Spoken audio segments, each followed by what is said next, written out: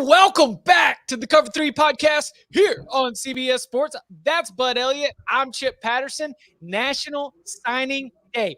Early National Signing Day. Early signing day. Bud is in Fort Lauderdale. He's been participating in our CBS Sports HQ 24/7 sports coverage of what has been, and this is, in our phone call earlier today, one of the craziest signing days ever.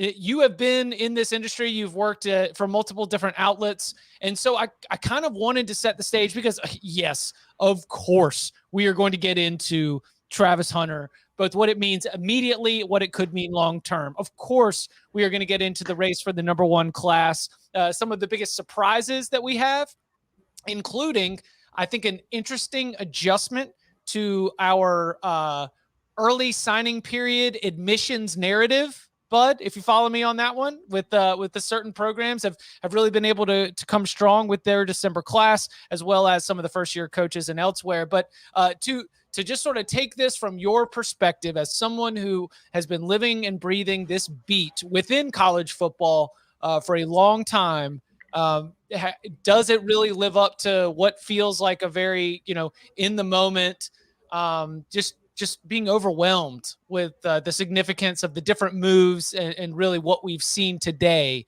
here on this early National Signing Day? I mean, Chip, it was an awesome day. It was a wild, unless you're a Florida State fan, and then not a great day, but it was a really wild day. We talked at dinner last night, man, if we could just get some flips or some drama, because last year was so dry and so chalky and people didn't visit anywhere because of COVID. And this year we actually had visits again and everything going on. And today was absolutely wild. You got flips all over the place, unexpected signings, kids delaying their signings, trying to figure out what's wrong. And I know we'll talk about this a little bit later as well. About 9-ish, I was like, hey, everything good over there in Tallahassee? And for the most part, okay. Checked in a little bit later. Georgia still didn't think they were getting Travis Hunter. So I'm like, all right, what's the deal here? And I'm like, well, maybe it's Deion's bombshell he hinted about, and told Sam Hellman, our desk editor, hey, just write a shell about this just in case. We want to win the race to Google if this is a real thing. And man, that was something to see the number one player in the country go to Jackson State. I mean, there's so many angles about this. I'm sure we'll have Danny on to talk about it as well. But this was pretty wild, man. What an incredible day. When you tweeted early in the morning, you said this feels like a more fun National Signing Day. And instantly, the first thing I thought of was contact. That it's just because these kids have been able to make their visits, because coaches have been able to get in and do some face-to-face with these families, that you're just going to have a little bit more fun in terms of the fluidity of some of these decisions, the ways that a lot of them are going to unfold. And the thing that I thought was so like my initial reaction, because listen, our newsroom was having the same kind of debates that a lot of people were having all over the country. Like, okay, all right. So is this part of the Deion Sanders show? Like, is this something that is, like a little bit of, teasing? Is there some entertainment value to this?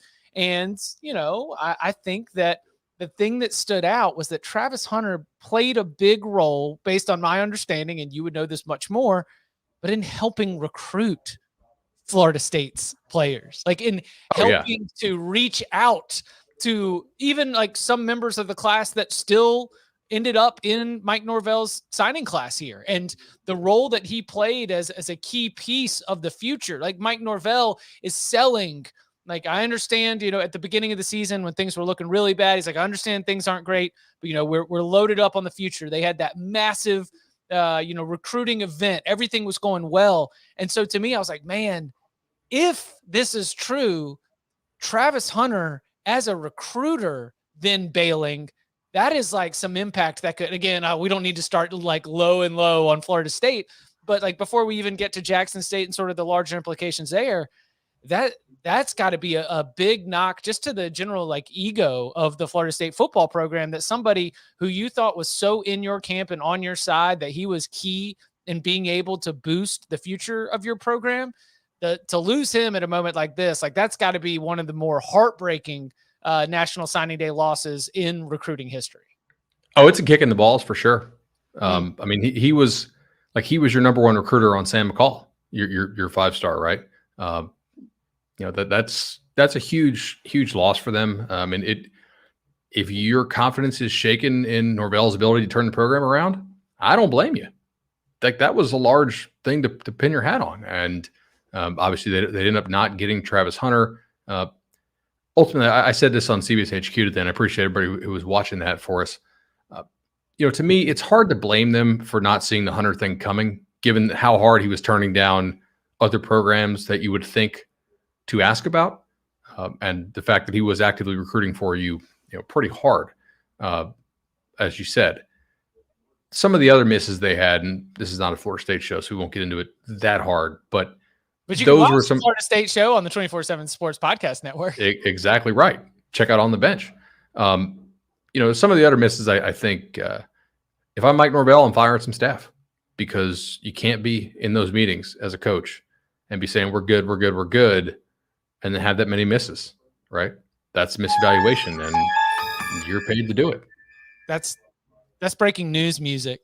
Oh, we got breaking news? Yeah, we've got breaking news, because we've got somebody who was in those kind of meetings. Check it out. It is the man, Barton Simmons, in the house, live here on youtube.com/cover3 in the flesh. And according to his nameplate there, and still the Locks champion. That's right. The man did want to go out on top. He did the walk-off to be able to win it. So Barton, first of all, as general manager of the Vanderbilt Commodores, this is an immensely stressful time. So congratulations on the completion of the early signing day.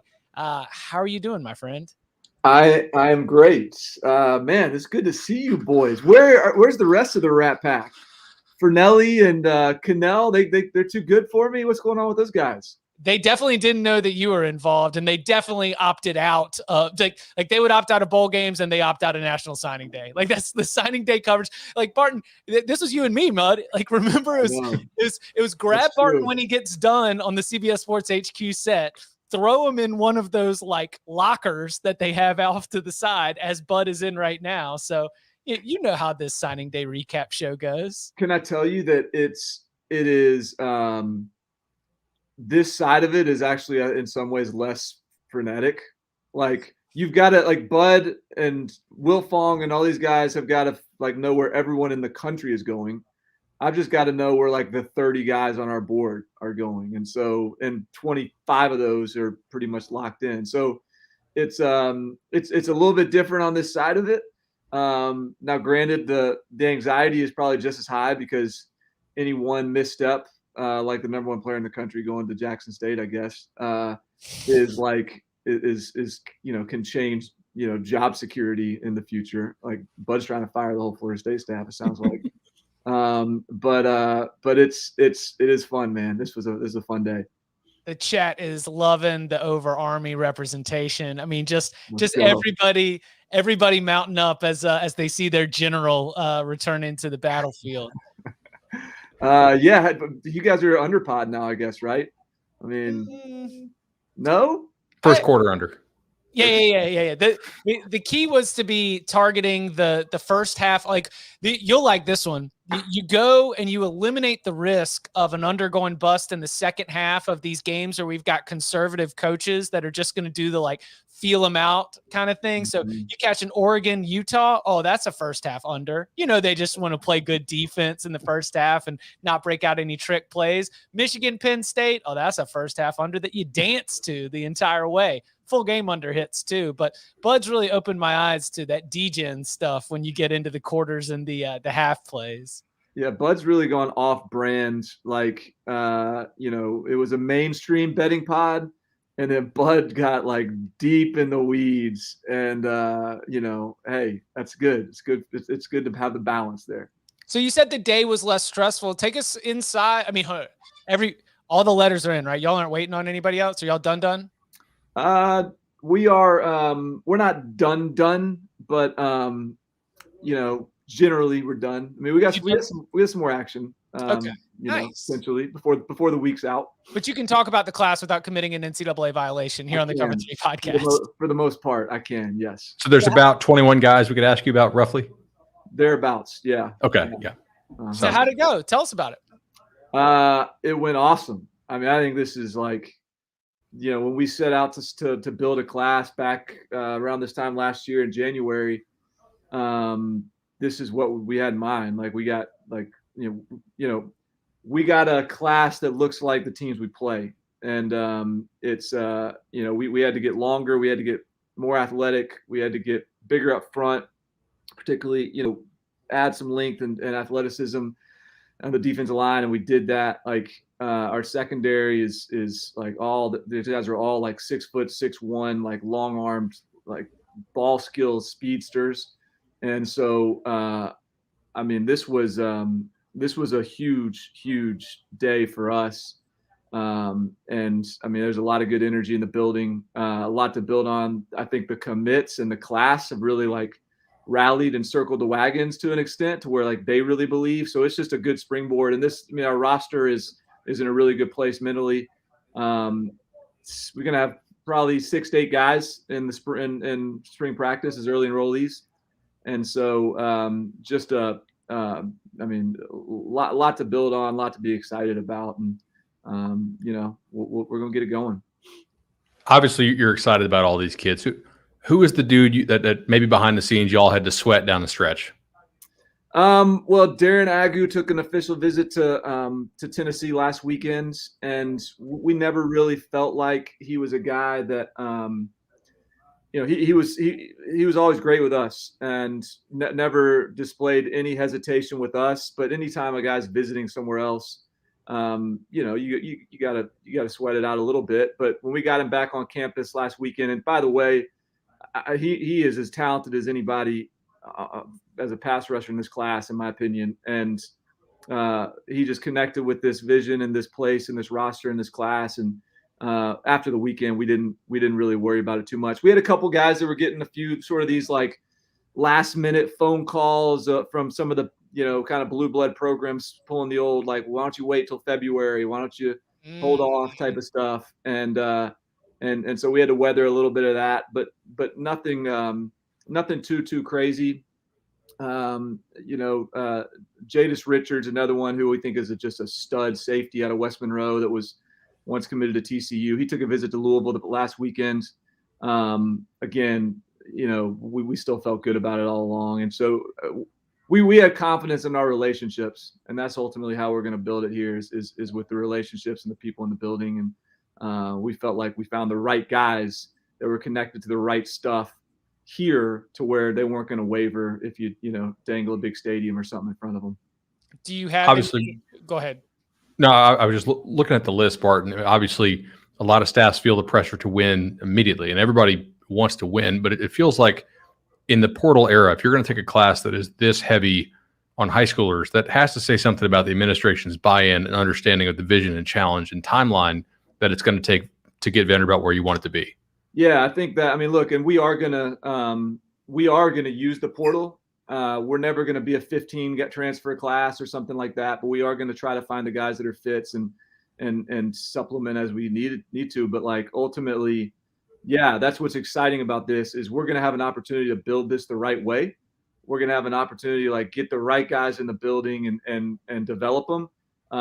And so look, like we're building the foundation right now. This year was a foundational year, and next year we still got some heavy lifting to do. But if we get another class like this next year, and if we continue to get better this year, and if we continue to get these guys continue to buy into the off season and the development within this place and the processes we got in place, man, like I'm just telling you guys, like this thing's going to get going. And eventually, Bud, you guys are going to finally give us some bandy bumps. You guys are going to stop hating on our class.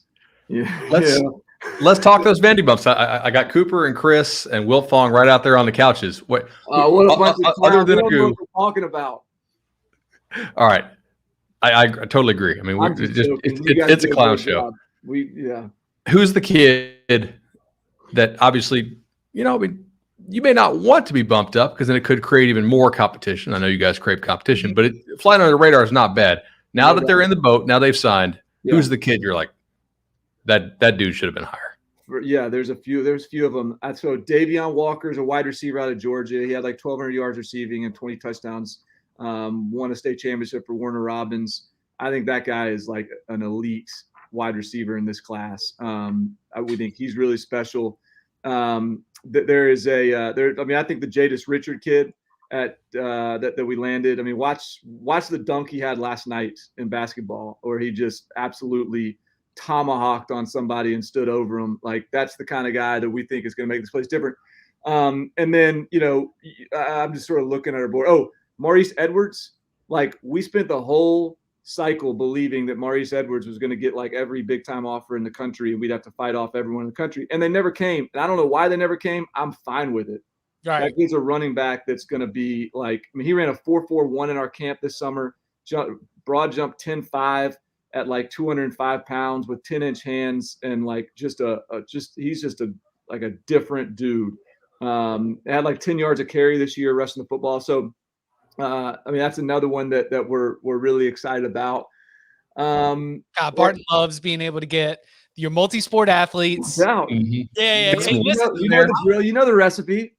I'm a believer. Listen, you taught me, right? Like, when I'm out here talking about, like, when they have to get me to start writing about it, I take notes when I pick that up off a profile, because that's something that's significant. You get those good measurements, you get that track speed, you get somebody that can be 2-3 sport athlete. It's a special type of prospect right there, without a doubt. Well, that's what's fun is right now, we're putting all those theories to the test. If we got no good players in the next, we're looking up in 3 years, and we got a bunch of guys running around that got no business being on the SEC field, then hey, I'll hang it up and come back to the commentary podcast. Yeah, hope y'all got a spot for me on the pod. But I think the recipe is going to work. I really do. I mean, I think this, like, I just, just look at the guys we got this cycle, and look at the length. We got 6'6" guys across the board on the defensive line. We got a 6'6" tight end. We got 6 foot plus all over our secondary right now. We got a linebacker in Bryce Cowan that's from Bud's World down in Tallahassee. Gotta be kid. 81-inch wingspan. I mean, I'm just telling you, like, we got a strength coach in Brandon Horrigan that's as good as anyone in the country, and he's got some raw materials to work with that is going to be exciting. So. We'll see. We're putting the money where my mouth is, I guess. So the two things that changed. Oh, sorry, Chip. Yeah, well, just like, can you take us? Like, do you have to fight for those opinions sometimes? I mean, you might have like a fully. Everyone loves talking about alignment. You might have a fully aligned vision. Everything behind what Clark wants to do, and everyone might be on the same board, but having being in these meetings and knowing, maybe talking to people from other staffs, or maybe people sharing those experiences, do you sometimes have to fight about what is the there's the little guy, what's up, man? Oh yeah, you got my shoe. Nice. What's the Uncle Barton? I mean, this pod has really gone downhill, man. We got, we're getting so old, man. I guess I used to have some kid issues from time to time. You had Scout doing backflips off a bed. That's right. You got to see all kinds of good gymnastics there. But like, do you have to fight for those priorities sometimes to be able to, like, make the argument that it's what we should be targeting? No, we fought for them up front in terms of just like creating the alignment, and like we're really fortunate that this coaching staff, like, I mean, I haven't had any sort of philosophical differences with the guys that we've got on staff, and part of that is by design. But part of it is Clark and I have are aligned philosophically, and so that hiring is going to kind of have reflect that in a way. So there's certainly some disagreements in the room from time to time, but they're much more subjective than they are like objectively like what we're looking for, which is obviously makes things a lot easier, and puts us in a position, like you said, from an alignment standpoint, where hey, we can keep this thing rolling. We can't talk about any international prospects, correct?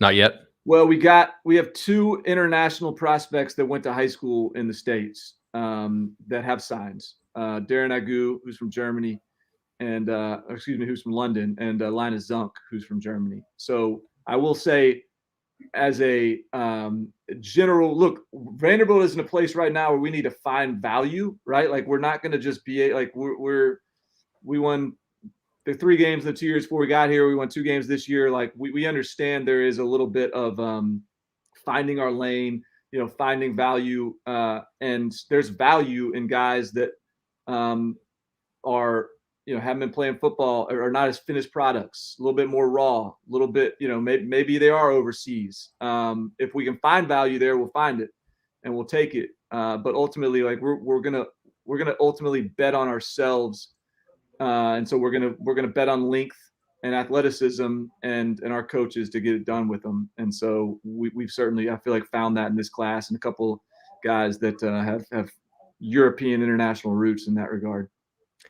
So since you took this job, 2 main things have changed in college football. One was we knew we had the portal, but they weren't immediately eligible. Like we thought it would get passed, and then it got kicked the can down the road, and then they finally, they passed it. The other thing was NIL. Now, I know you're not allowed to use NIL to influence prospects to come to a school officially. I don't know if you did see some other stuff go down today. I think Lane Kiffin's pretty openly talking about it, and Jimbo on the Feinbaum show just said we've had NIL for decades, just nobody talked about nothing. Yep. Which is a great quote. How much is this impacting the recruiting landscape behind the scenes? I think it is affecting it, like with those really 5-star blue chip type guys a little bit more than just sort of across the board. I think, and just for the record, like this thing with the kid out of Florida State that went to Jackson State, Travis Hunter. Man, that's great. Yeah. I continue even on this side of it now. I was for it on your side of it. Now I'm on this side of it. Like, that's great. All right. Kid's gonna make $1 million or whatever, and he's basically getting paid to go to Jackson State. So I'm good with that. Let me call up our donors and boosters and see if they can figure out a way to get that done here. That money's got to go somewhere. And so I got no issue with it. I mean, there's a lot of evolution still to go within it. And, there's a lot of sorting out and working through that people on my side of it have to figure out. But ultimately, like that's, we're at the point now, we got to find the right guys at Vanderbilt. We just got to get the right guys, and, we're not going to get in bidding wars. But there may be a point where we can't get in those bidding wars, and even if it doesn't, however that looks. But we, right now it's really about, for us, just finding the right players and evaluating at a really high level, because those are the margins we're going to win with right now. So you mentioned it being less stressful. I guess that, were text threads blowing up? Were y'all talking about it around the office as the news started to break? I guess maybe it was about 11 a.m. Eastern or so, when it's starting to get out that hey, Steve Wiltfong, being one of the first ones, starting to hear that. That was the first place I saw it, was Wiltfong. Yeah. Hey, anybody, did that resonate for you? Were you all of a sudden you're like, oh wow? But it has. I don't know if he was someone that was on your radar to begin with, but it certainly feels like one of the biggest. It feels like one of the biggest midday dramas since Alex Collins and the who knows where the letter is type situation. Yeah. Right. No. Yeah. It was absolutely. I mean, look, we were talking about it. That was the only national storyline that was being discussed in our office. We weren't talking about who was going where or anything like that. We didn't have any signing day shows on. No offense. We just, you guys, love seeing you, but we didn't necessarily, and yet that certainly made the water cooler discussion. I mean, I saw someone say it's the biggest flip of all time or something. It is. You can't get bigger than that. That is as big as it gets. And was that pretty much all y'all talked about all day? Was it one of those deals where it was just such a big story that you guys just sort of tabled all other little storylines and just talked about that all day long? Tully, right? Yeah. Tully was He was energetic about this one. So the rundown went. I think my next hit was supposed to be at like 1:30, and it got shifted to like 3:30. So we were lucky enough that Wilfong. Like, I was hearing about the Jacksonville State side of this, and I'm like, hey, FSU's legit nervous. And then Wilfong was very sure it was not Georgia, and we had known Bama was out for a couple weeks at least. I was like, dude, this might really be Jacksonville State, and we were lucky that Wilfong could confirm it. At least there was legit smoke there. He got on the air at like 11-ish, I think, and was like, hey, this is something we're going to be monitoring throughout the day, I think. Now, maybe they just get a bunch of publicity out of it, or maybe this actually goes down. And then we were able to cut that into VOD, and Des did a good job of getting the story out. And then, we had a lunch break, and you had a YouTube chat just going nuts, like more. And we got back on, and we talked about it for like another hour. That's awesome. I mean, it was incredible. Yeah. I mean, I get you guys, this like that's a producer's dream. That guy didn't have to work anymore the rest of the day. Just throw out Travis Hunter and let y'all work. Mm-hmm. Exactly. Well, listen, guys, I know that the Cover 3 Army doesn't want to listen to Vanderbilt talk all day long. And I got a bowling event that I got to go to. It's time to celebrate a little bit. But I tell you what, when we get, our first SEC win next fall, save a spot for me on the pod so I can jump back on. Dude, you on an instant reaction pod. Oh, late night after oat the milk SEC win with the OMV. Come on, OMV's gonna be flowing. Let's go. Well, Barton, it's awesome to see you. Congratulations on being done with half of the 2022 class, or more than half, or whatever your numbers end up being. I know there's much more work to do, and recruiting never stops. And being a general manager and trying to guide this program to where it needs to be is an 24/7 job. So much love to the fam. Great to see you, and congratulations. Thanks for jumping in with us. Yeah, guys, thanks for having me. And man, I sure miss the pod discussions, but I miss the Cover 3 Army, man. I miss the listeners. That's a good crowd. So treat them right, bud. Love them, care for them. Those are my people. So they ask for every show. Players that are making a buzz. Camp buzz. Camp buzz. Talking about players that are buzzing. Hey, we have a guy on our staff that coached at Syracuse last year. I played him the Dino drop. He loved it. I don't know. Dino might have heard it by now. I'm gonna have to make sure Dino gets the drop sent to him at some point. But that's still the best. I'm sure he loves it. No doubt. You guys don't think he's heard it? He's got to have heard it. We had him on social distance last year. Remember all the COVID interviews we were doing? Yeah. Yeah, we got to send it to him if he's not heard it. That's awesome. All right, Barton. Thanks so much, man. Appreciate it. buddy. Awesome stuff. Barton Simmons, general manager of the Vanderbilt Commodores. Great to catch up with him. All right. You saw he had the poncho on, right? Well, I mean, dude, his style is exquisite.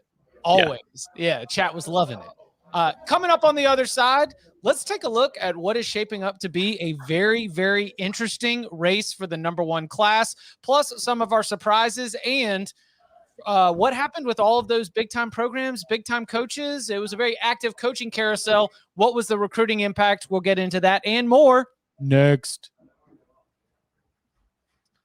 So, my general routine habit is to think that we get to crown the #1 class, but it's the early signing period. So guess what? We still got a lot of work left, but there does seem to be a little bit of a separation within the 24/7 sports rankings. And so I'm going to draw my line, and I want you to tell me where you think it is. Because I think the line is below Ohio State. Is Ohio State still in for #1, or do you think it's the line is above Ohio State? I think the line is above Ohio State. It is difficult to go all election style coverage here.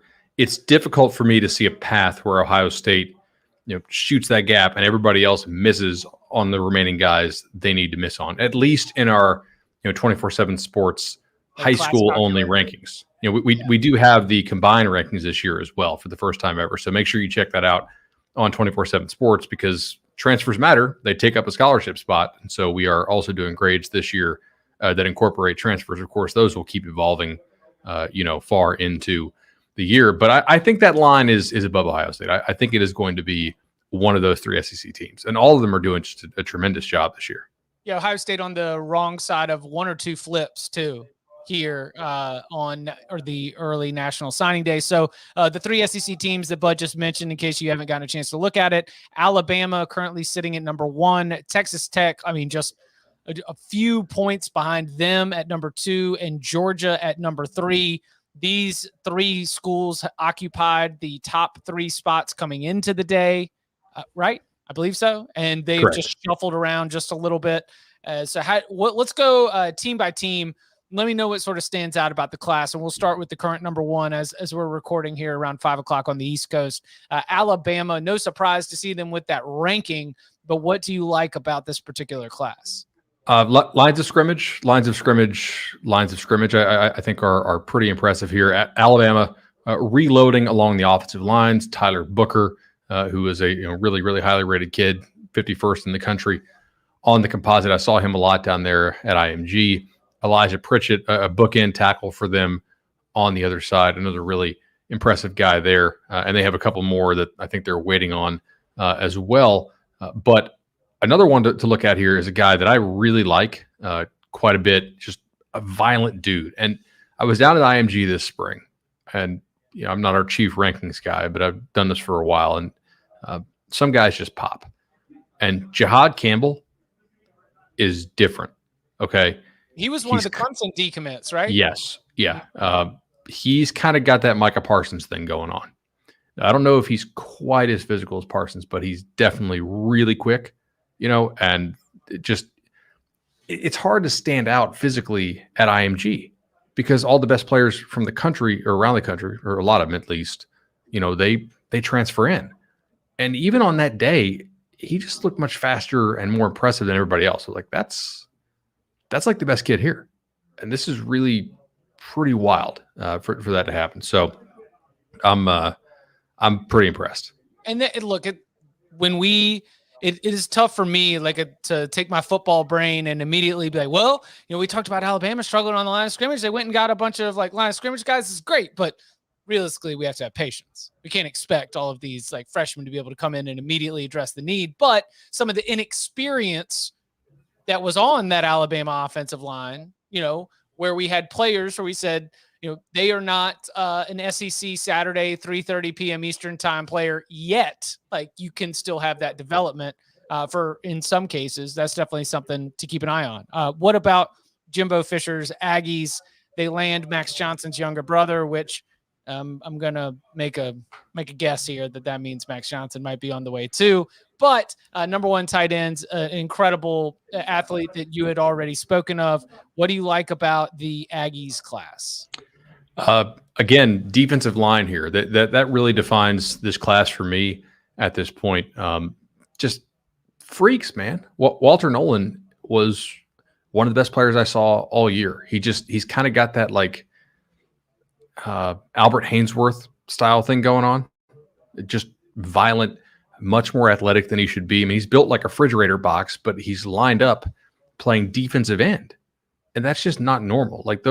The guys that God blesses with that big a size and those kind of wheels, that's not a combo that most people have. And so those are the rare ones that you really got to go out and fight for. And Walter Nolan is that dude. I think he's somebody who will, even if technique-wise he needs work, just physically, there's not a lot of guys in college who are going to be able to handle him. Just that size of, or that combo of size and speed.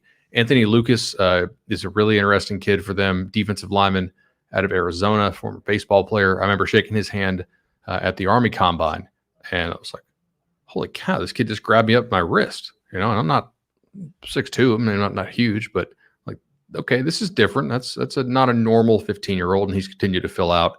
And then Gabe Brownlow-Dendy, who can backflip, and their defensive line will set them apart in the SEC West from most of the other teams in that division. They just have some real difference makers there that are going to be problematic. how do you grade just sort of the general trajectory of Jimbo Fisher's Texas A&M program on the recruiting trail? Is this something that continues what you would have expected? Where, let me put it like this. It is very easy to say Alabama, Georgia, Ohio State, Alabama, Georgia, Ohio State. When we're talking about the like top upper echelon programs in terms of the recruiting trail, my routine has been to say Alabama, Georgia, Ohio State. Are we to a point where we say Texas A&M belongs in that club? I think so. Some of it, I guess, will depend on what Sark does at Texas. But overall, yeah, I think so. Now, I don't think Ohio State's going to go anywhere, so they're not going to bump out Ohio State in the long term. I don't think, but I think they're going to be in that conversation given how committed they are to winning, right? Like they're really going all out, and the results show it. They really use their resources well. I know we had initially planned to, so that's what we said. Those are the only three that probably are going to have number one in their sights. But since you just mentioned them, one of the early sort of buzz teams before Travis Hunter totally owned the entire day was Texas. And it was a couple of, Steve Wiltfong's got his spatula watch. Texas was able to get one from Ohio State. I believe get one from Michigan as well. As I'm looking at the rankings right now, they're all the way up to number 5 with 27 commits in the class. I mean, do you look at this and say this is combined with the Quinn Ewers commitment, that this is exactly what the Longhorn best case scenario for what Steve Sarkisian and the Longhorns could have asked for having a big dose of positivity here in December after the massive disappointment that was the 2021 season? We talk about this a lot, and I think it is more important than ever due to the transition class and the short timetable caused by the early signing period. If you want to have success, you really better hit that first full class out of the park, right? The first full class. So not the one you have 3 weeks to put together, but the one that you have, an entire year to put together. This was Sarkisian's first full class, and they had a lot of issues this year, right? They had a monkey issue. They had a bunch of other stuff. They got guys, getting reamed on a bus and dudes transferring out and whatnot. But they got it done on the recruiting trail. They're all in. This is, I think, I need to double check this, but I'm pretty sure this is the best class that any program has ever signed when they had a losing record. Oh, interesting. Yeah. And what's unfortunate? I think at least in the early signing period era. I haven't gone back, pre-ESP, but we've had 5 years of early signing now. Well, that feels right. I was going to suggest that the last option that we had was another Texas team. That or the one Muschamp year when they still had a nice class following that. Right. Very definitely in terms of because early signing period is 18. We're working on 4-ish years of that. 2018 class, yeah. So what about Auburn with Brian Harsin? That was this is his first full class, and we've been talking about all the players into the transfer portal. What do you make and how do you grade Auburn, especially continuing down that narrative of trying to make sure that when you do have that first full class, you hit it out of the park? I think they did a good job. I mean, especially nationally, they're pacing for a top 15 class right now. Tank Bigsby looks like he's not going to go into the portal now, which again is pretty big for them. I mean, he's assuming that he's bought in. He's a really good player for them.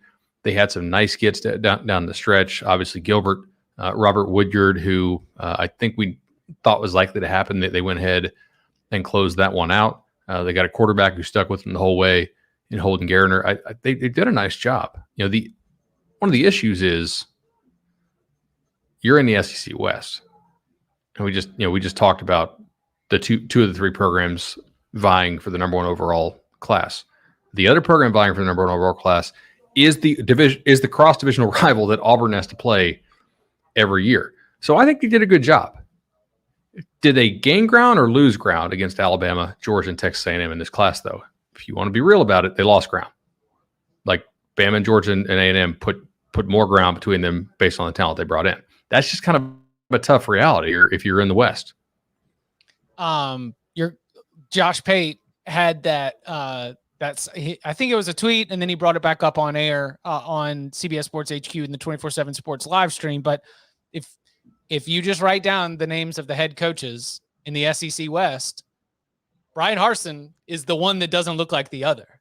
And that's an interesting position, as he's going to, maybe he embraces the chip on the shoulder. Who knows? Maybe Auburn does as well. But that is going to be very tough as you're trying to keep pace with some of the biggest names and some of the most successful coaches within all of college football. Any other like standouts from like South Carolina? You have South Carolina and Tennessee here. For any other, those two, or any other like first full class situations that stand out to you?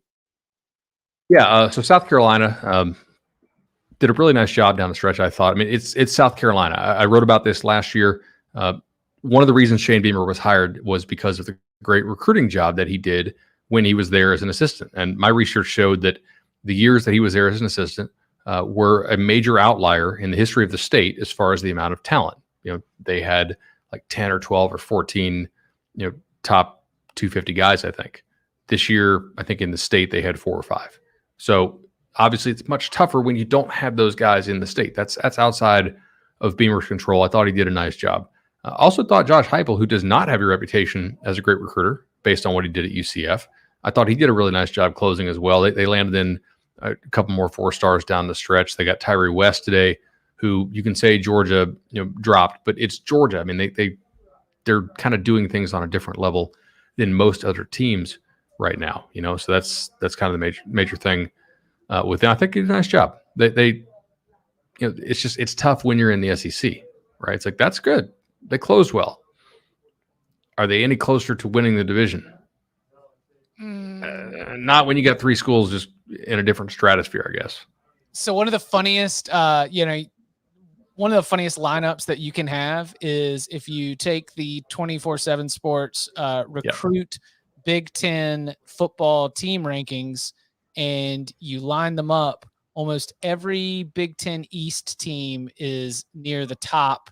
It goes Ohio State 1, Penn State 2, Michigan 3, Indiana at number 4, Michigan State at 5, Rutgers at 7, Maryland at 8. Iowa is the highest Big Ten West team at 6. And then the rest of the Big Ten West, Purdue, Minnesota, Illinois, Northwestern, Wisconsin, Nebraska, in that order, make up the rest of the Big Ten. That is stark when one side of your conference is recruiting at an entirely different level than the other side of the conference. That was one thing that was particularly noticeable when, we talk about, how much you close in the gap. Well, the Big Ten East is still pulling away from the Big Ten West, at least when it comes to talent acquisition. I get a lot of hate for hating on the Big Ten West, but the better talent goes to the East pretty consistently. So strange. It's a geography thing, I think, man, mostly. Really? Like the states in the Big Ten West just don't produce much talent. Oh, and then it's just tough. And then you got to get kids to go to the Midwest, and oftentimes in tough weather, it's difficult. Some kids will do it. A lot of kids won't. Who's going to be the best at recruiting Ohio and Pennsylvania? I don't know. The Big Ten powers in Ohio and Pennsylvania. So this popped early on my radar, and I'm glad you wanted to talk about it too, because we have talked often about how the early signing period has really hurt a lot of programs, specifically the Stanford Cardinal, because prior to the early signing period, Stanford would pop with a highly ranked class. They would go out and they would be able to land some 4-star, 5-star blue chip players that would go on to be a part of teams that were competing for Pac-12 North and Pac-12 championships. And it was my understanding that the university admissions process was one of the big holdups in this, in terms of when they were able to get kids in. And if I'm correct, it was only either this past January 21 or January 2020, Stanford actually had its first early enrollee for spring practice ever. Now, just because kids signs now doesn't mean that they're going to be automatically early enrolled. So much of that still could be the same, but what has changed with the Stanford recruiting plan that has allowed for just a massive jump from where we have seen them? And for comparison here, right now they are sitting at number 15 in the entire country in the 24/7 Sports Composite. They were at 43 the year prior. They were at 21 the year prior. Like, this is significant, right?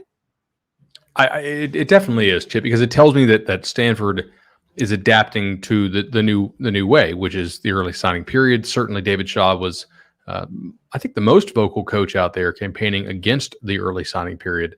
And now they're doing more summer official visits. They're trying to speed up their own process, maybe working with admissions to see if they can get kids, likely greenlit, because you're not going to sign early if you're not sure if you can get into school. So speeding up that process has certainly helped, and a major bounce back class for Stanford. I think it'll take a couple extra, or a couple in a row to build back up to where they were, if they can do it. And the landscape in California has certainly changed. But Stanford recruits nationally due to its academics, much like Vanderbilt does. So, that's a major thing for them that they were able to get that fixed, because they were really hurting over the last couple of years.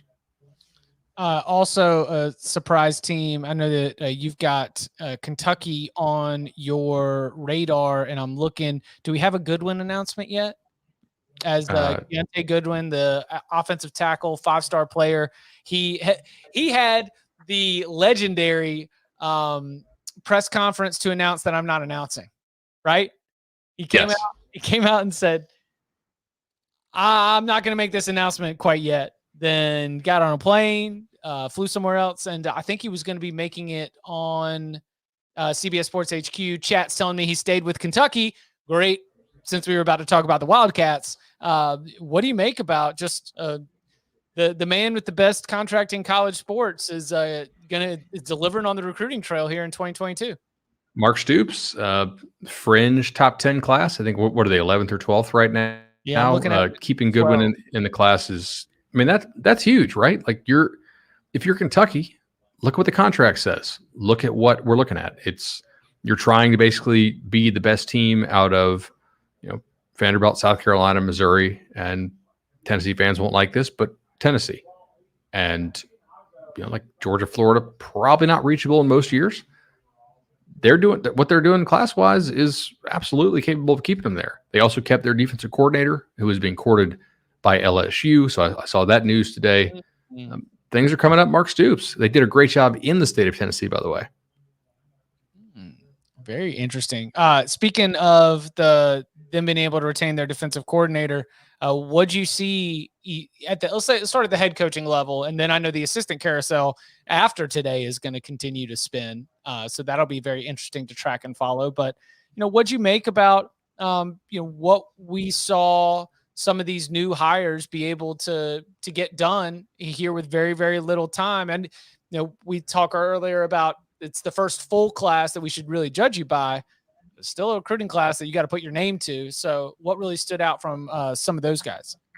Yeah, Chip, I think there's really kind of a split here. The coaches who were big name coaches before were able to, I think, kind of transport some of their relationships that they had existing, and were able to take some of those guys, right? So Lincoln Riley to USC, they're certainly not done, but a lot of those guys who were committed to him at Oklahoma, I think, will likely end up at USC.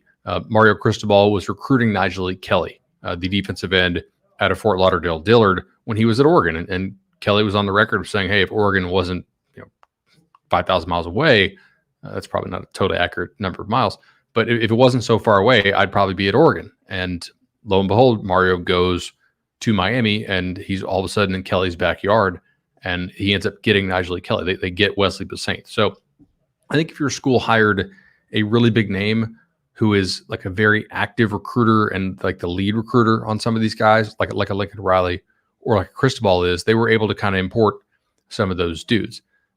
Florida, on the other hand, I think he did a good job today. They got Devin Moore, they got Kamari Wilson, but most of the people who Napier was recruiting at Louisiana are not going to be takes at Florida. And so he was out there saying, hey, I'm going to do this very slowly. I'm not going to load up on guys, which, again, I don't call it research, but like the data I gathered shows that these early signing period classes in the transition period, so if you're a brand new coach, they fall apart pretty regularly. So I think that's probably smart to go a little more portal heavy early for Napier and sell playing time next year. Don't throw a whole bunch of spots to high schoolers right now who you may not be sure about. You don't have a full coaching staff yet. LSU, kind of a mixed bag, right? Brian Kelly is absolutely a big name. LSU still has a good class, but they're 18th right now. Now they only have 13 commits. I'm sure they'll go a little more portal heavy. They still have some targets left on the board. They do have 2 5-stars. They kept quarterback Walker Howard. Again, he was kind of flirting with Notre Dame when Orgeron was fired, but maybe not quite the buzz down there that Cristobal and Lincoln Riley got at their respective schools. And some staffs with assistants were also pretty affected here. The Clemson Tigers are in an interesting position, which, by the way, we were talking about the transfer rankings earlier.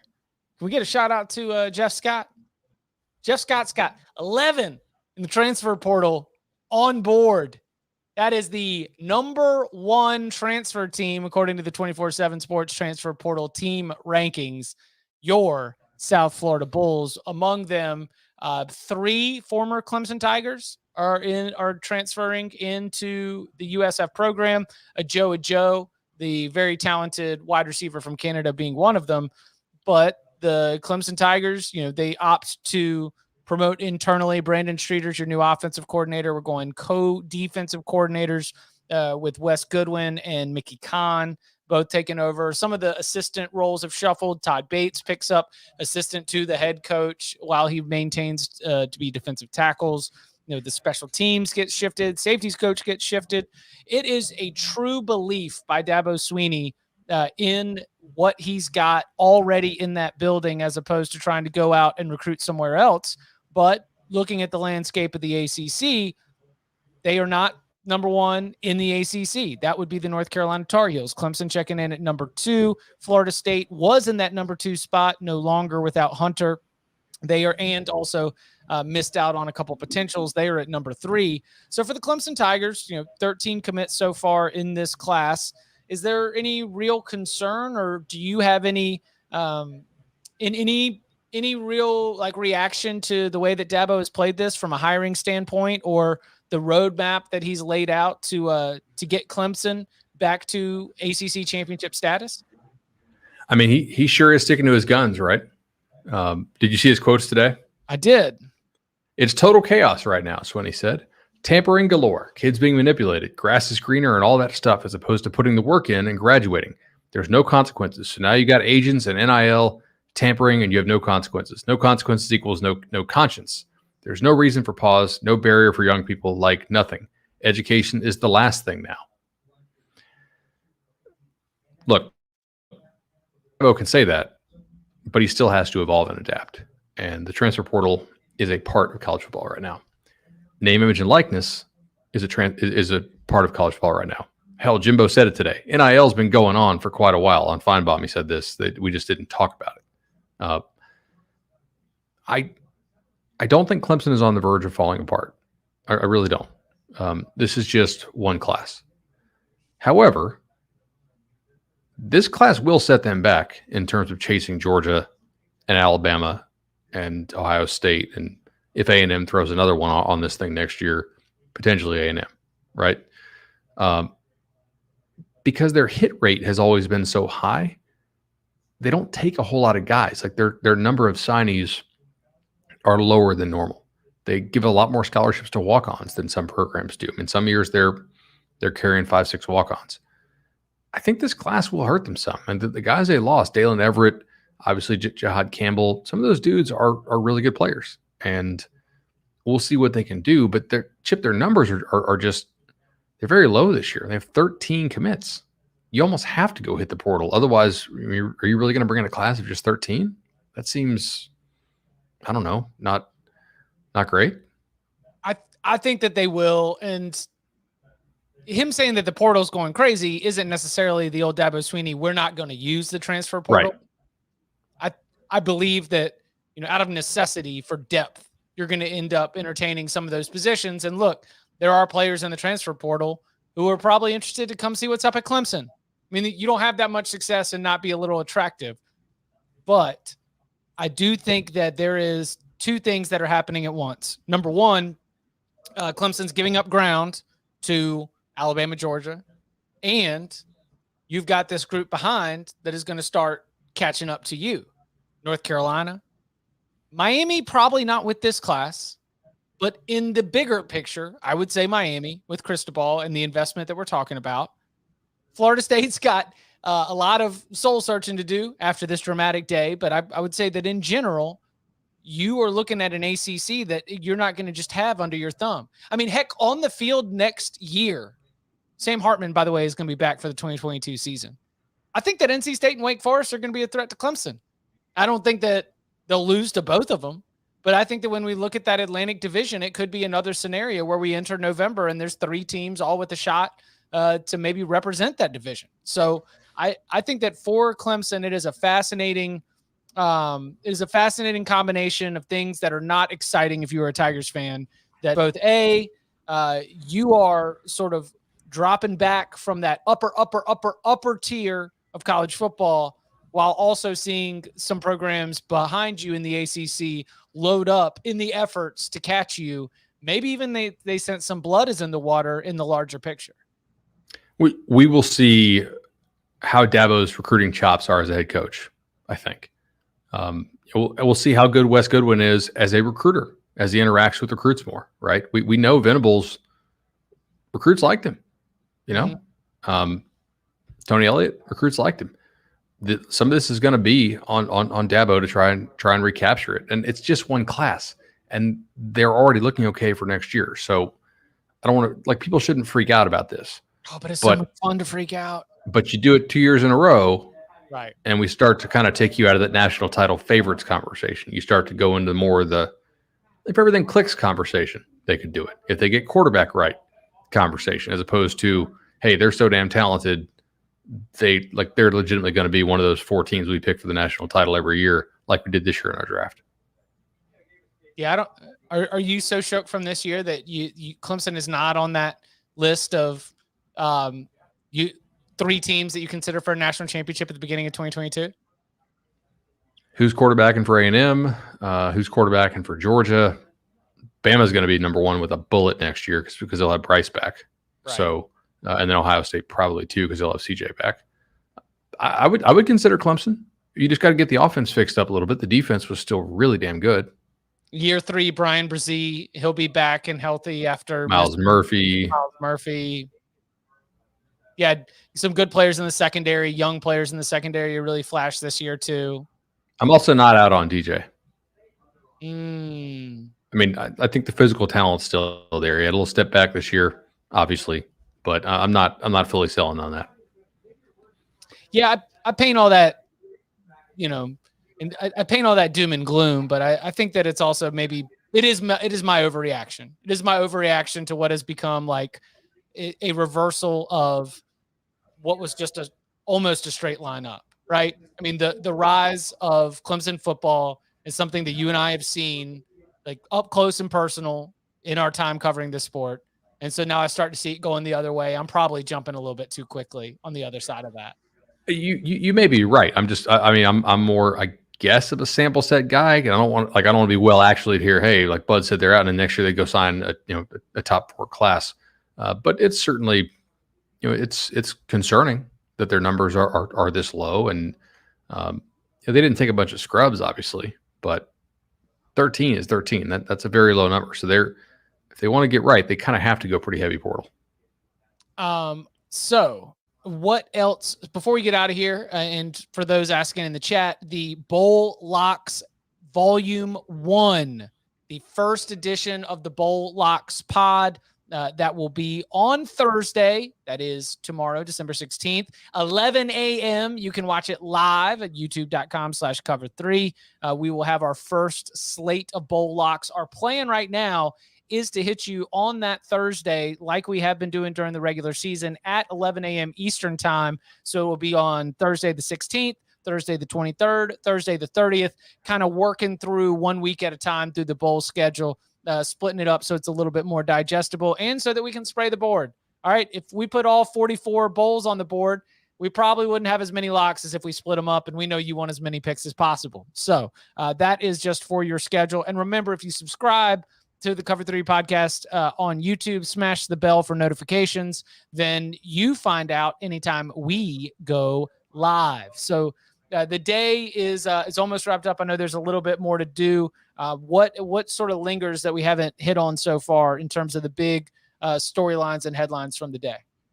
Sure. Want to see what happens with Evan Stewart.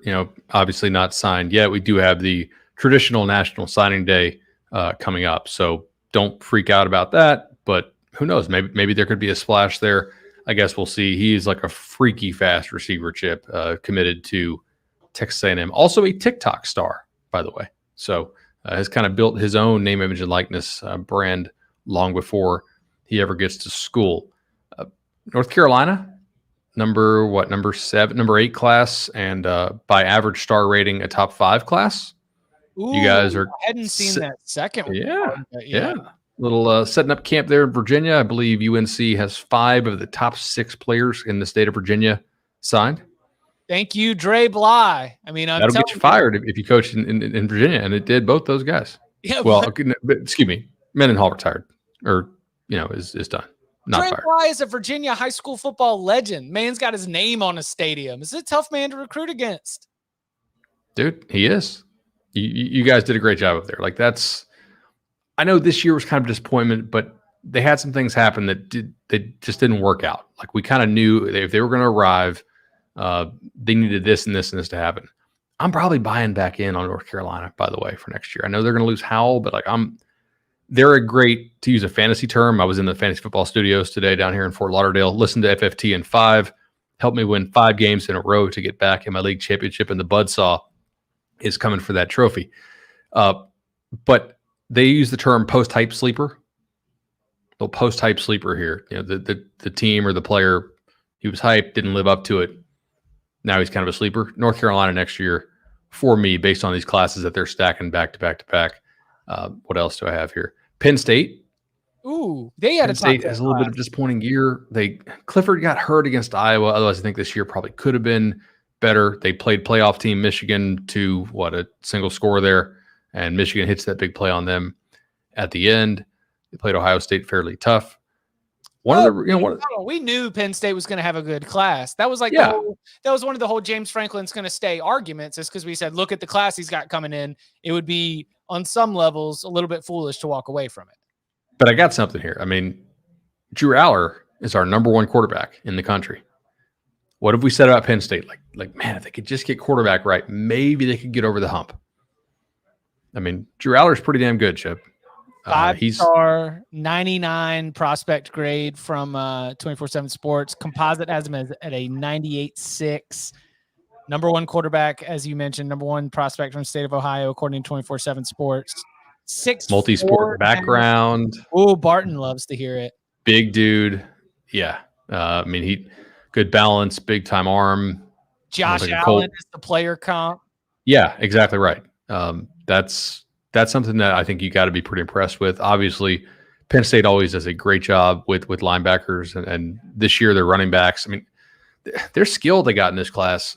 To get Nicholas Singleton and Drew Aller in the same class is pretty damn impressive. You throw in receiver Caden Saunders. Chip, they got our number 1 running back and our number 1 quarterback in the whole country, and they're killing it for 2023. Good stuff for Penn State moving forward. Last one. Yep. We already did Texas. Who else did I want to talk? I know I had a third one here. Where's it at? Notre Dame. Oh, Marcus Freeman. I think they're going to be okay recruiting wise. Well, they wanted to address linebacker. They wanted to address offensive line. They got a whole bunch of both those positions. Freeman was a big part of the recruiting efforts already.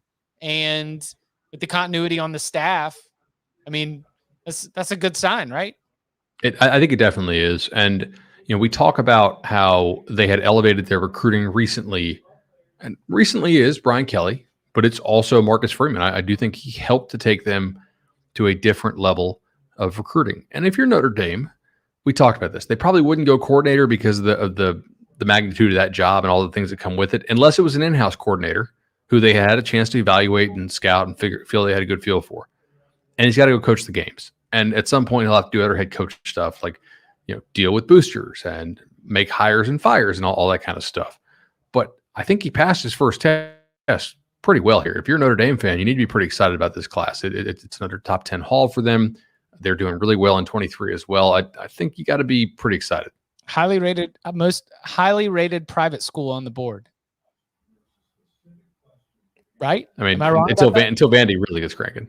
So yeah, and then, Notre Dame at number 7, Stanford at 15, and then coming right for him are those Vanderbilt Commodores. Thank you to Barton Simmons for jumping on. That was a lot of fun, and I'm glad that those who were with us live here on YouTube.com/Cover3. It was great to see all the excitement for the surprise. If you're listening to this later on the audio platform and you're a longtime subscriber, I'm sure you enjoyed it as well and didn't mind a nice little spin through Vanderbilt football with the general manager himself. He is Bud Elliott. You can follow him on Twitter at BudElliott3. I'm Chip Patterson. You can follow me at Chip_Patterson. Bud, thank you very much. see you, buddy.